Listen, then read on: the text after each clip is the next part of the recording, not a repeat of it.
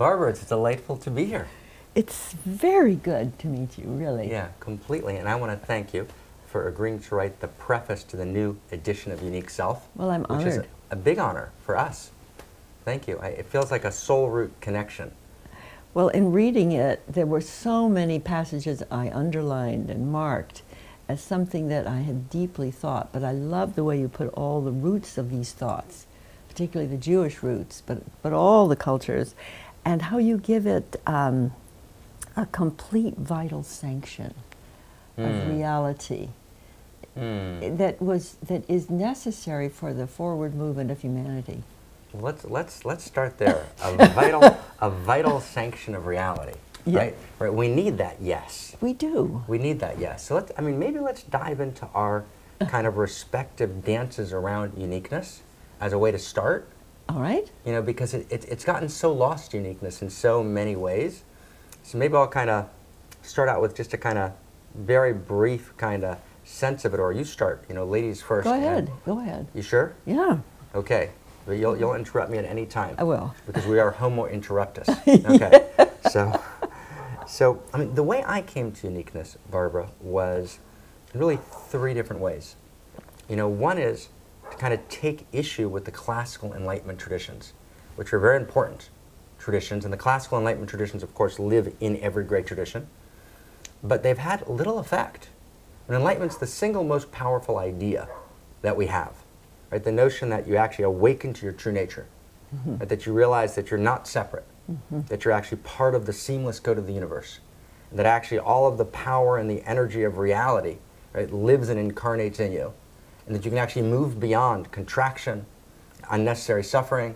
I mean, we should be able to sell that better than a candy bar. I mean, that's big, and everyone agrees, and yet Enlightenment is a fringe phenomena in so many ways. So I kind of looked at that, you know, when I was, 18, 19, 20, and began kind of studying the traditions and realized, over a series of years that there was actually something flawed in the essential source code of the way we were teaching Enlightenment. When you ask the Enlightenment teachers, they say, well, people are stuck in ego. They can't get it. They don't want to die to the separate self. So therefore, the Enlightenment teaching doesn't take off in the world. But actually, in the Enlightenment teaching itself, there's a kind of essential flaw in which Enlightenment, the way it's generally taught, conflates separateness and uniqueness. You have to move beyond your separate self. Included in your separate self are your unique dimensions. You've got to leave that behind to realize your true nature, right, which is true self. And intuitively, people understand that there's something wrong with that. People say, I don't want to leave my uniqueness behind. What happened to me? So the Enlightenment teacher says, well, that's your ego talking. You got to get over that. And what I realized is that of course, that's not true. I realized it in meditation. I realized it in study. That actually it's not true. That actually I moved beyond my separate self. I realized that Barbara and Marc are both part of the seamless code of the universe, but that God is having a Barbara experience. And that Barbara experience of the divine is not a function of Barbara's egoic contraction. The taste of Barbara in the world, if you will. It is not Barbara's egoic contraction that she's kind of stuck in, that she needs to move beyond, but it actually is the irreducible uniqueness of all that is, that lives in as Barbara, that's unlike any other. Exactly. And it also is denying the impulse of creation that goes through each person uniquely.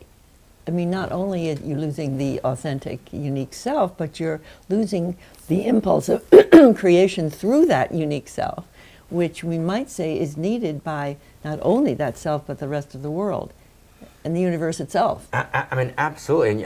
Absolutely. You point to two things. So, what we'll do is you'll be the Bible and I'll be the commentary on the Bible. So you'll say a verse and I'll comment. So that's a great verse, right? That's a great new sutra, right? In other words, you lose the creativity because creativity is always a function of your unique perspective. And of the divine creator creating. The divine creator creating through, awakened through your irreducible unique perspective. So that ceaseless creativity of divinity that creates can only create something new, right? Whitehead's creative advance of novelty, through your irreducibly unique perspective. Because that's how creation works. Creation is always the emergence of, and let's think about it, it's more and more eros, more and more creativity, and more uniqueness.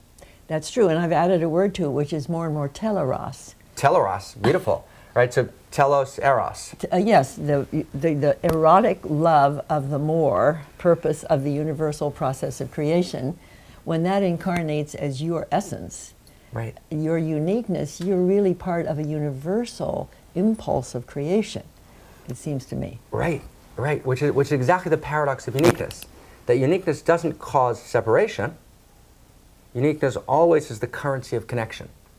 Yes, and I have a phrase for that. It's non-dual, it is evolutionary non-dualism. Beautiful, evolutionary non-duality, and I would just add to it, and I think you agree, unique evolutionary non-duality, because evolution by itself is a little dangerous, right? Because evolution by itself, right, is an impersonal process the way it's usually described by, let's say, the Hegelians. Or even some of my beautiful friends today who teach evolutionary spirituality talk about awakening to, let's say, an authentic self, which is an impersonal function. And whenever you awaken, whatever awakening is, you awaken from the personal, which is level 1, and you identify the personal with the egoic contraction. Then you awaken to the impersonal, kind of the evolutionary self or the kind of authentic self. That's actually problematic because you're leaving behind the personal, intimate quality of irreducible uniqueness. Yes, well, it's the incarnation of the divine as the impulse of evolution in you. Personally. In you. Yeah, in you. In you as you. In you as you. Uniquely you. Uniquely you. And uniquely the divine. And uniquely the divine. Now, if I were God, I would say that's a good plan. Well, you know, God willing. Amen. The reason I think it's such a good plan, I mean, this is like trying to interpret the process of creation, is to create co-creators. Yeah. And so to create a co-creator, you would have to get that creative force incarnate uniquely in the individual that wants to participate through life purpose and motivation and vision into the creation. I mean, that is so wildly both beautiful and important. And I want to just, you know, I'm a little slow here, so I want to kind of go take a step at a time, because everything we're saying is actually not accepted by either the classical Advaita Vedanta Enlightenment traditions or by classical evolutionary spirituality. Paradoxically, classical evolutionary spirituality on the one hand and Advaita Vedanta on the other hand both make the summa bonum, right, the great accomplishment, the impersonal. Yes. So either it's the eternity as in personality or it's evolution as in personality, but there's these two huge moves against the personal, and there's the relegation of the personal to the stage before enlightenment, where what we're saying is, if I got it right, and whenever I try and say this, one of those Advaita Vedanta people tries to kind of make a lawnmower go to, you know, drown me out, right? But you know, what we're saying is that the personal is beyond the impersonal, right? The personal and intimate is beyond the impersonal, and creation lives intimately in a kind of evolutionary intimacy beyond the impersonal evolutionary process, or as the incarnation.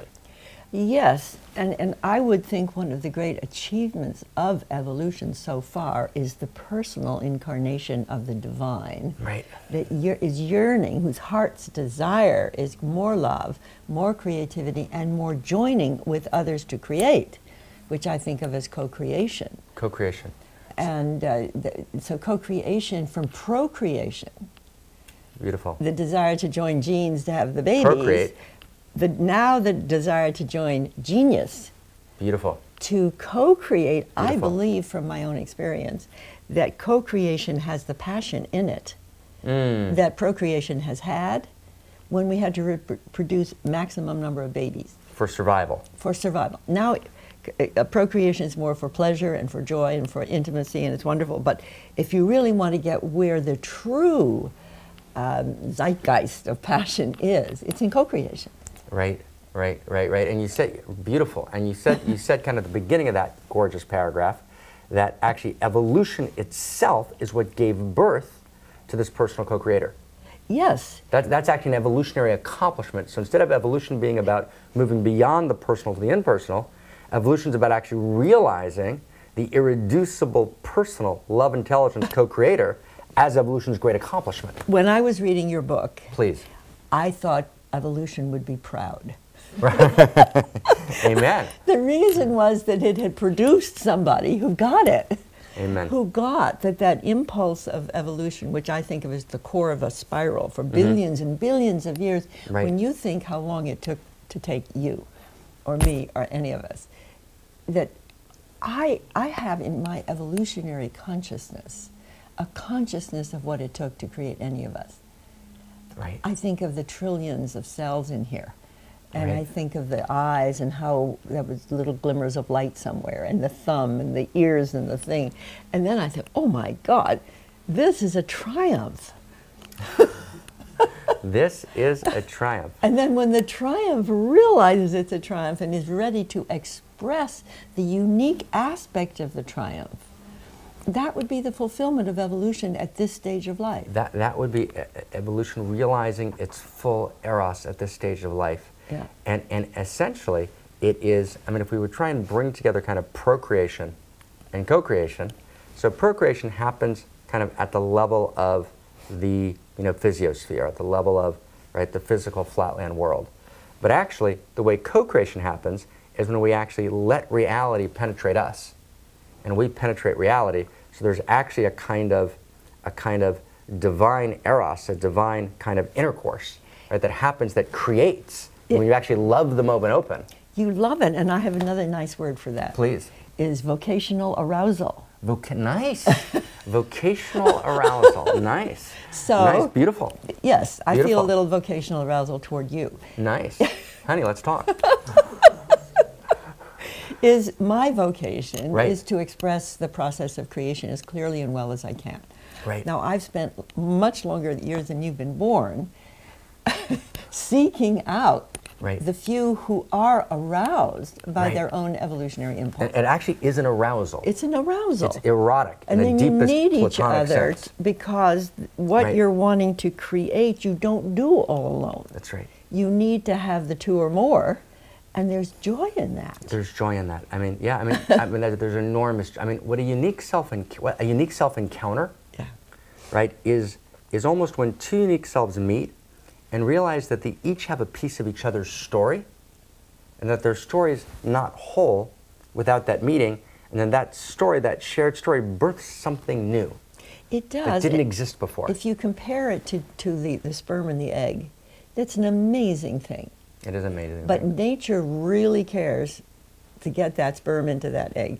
And then comes this amazing newness. It seems to me when you're really lucky to join genius, Right. fuse genius, Right. not just have a nice conversation. Right. That what happens is comparable to sperm hitting egg. What happens is that each person, genius begins to be further unlocked from the individual and goes into the fusion process. Right. And if you can sustain fusion of genius for a period of time, you really have something new. This is really so important because so often genius gets lost at the egoic constructs, Right. and therefore you can't sustain fusion. I mean, for me, and I'm sure this is true for you in an even deeper way, but for me, the most exciting thing that can happen to me in the world is if I meet someone that has a piece of a story that I don't have. Yes. And that's joy. That's Right. joy. That's joy. That's co-creation. That's the greater fulfillment of your evolutionary impulse by joining with someone else's evolutionary impulse. And I've coined another word for this: suprasex. Supersex. You are Supra. suprasex. Not super. Supra. No, supersex is supersex. That's supersex. fine. But suprasex, Suprasex is when the desire to join goes into co-creation. I think this is holy pornography. It This is awesome. This It is awesome. Nature has a plan here because It's beautiful. it certainly got us to procreate up to maximum, and then I got to be, after my 5 children in the Right. 50s, when I was just entering my 30s, came the women's movement, the population Right. bomb, the this, the Right. that, the other, none of which we had a clue at Bryn Mawr, not a clue. Right. And so then I began to feel that in women there was a hormonal bioevolutionary shift. That the impulse to have as many babies, which was really a biological impulse, Right. was shifting to include the chosen child and the fulfillment of authentic feminine self. Mm.